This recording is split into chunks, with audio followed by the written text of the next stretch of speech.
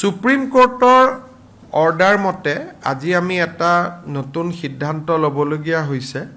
আগতে যেতিয়া আমি চৰকাৰী চাকৰি দিওঁ পুলিচ ভেৰিফিকেশ্যনটো আমি বন্ধ কৰিছিলোঁ আৰু আমি কৈছিলোঁ যে তেওঁলোকে কেছ নাই বুলি এখন এফিডেভিট দিলে আমি তাক মানি ল'ম।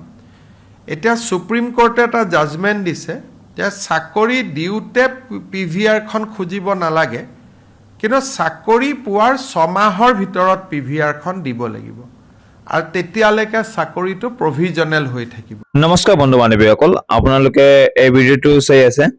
সো এটা গুৰুত্বপূৰ্ণ কথা মই জনাই দিওঁ যে সুপ্ৰিম কোৰ্টৰ নিৰ্দেশনা অনুসৰি ঠিক আছে পুলিচ ভেৰিফিকেশ্যন লাগিব, ঠিক আছে।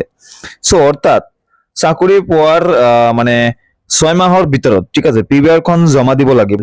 সো বন্ধু বান্ধৱীসকল 2026 আৰু 2027 চনত মানে বহুত ডাঙৰ ভেকেন্সি আহি আছে। সো গতিকে আপোনালোকে চাকৰিৰ প্ৰস্তুতিৰ বাবে এই চেনেলটো জৰুৰ সাবস্ক্ৰাইব কৰক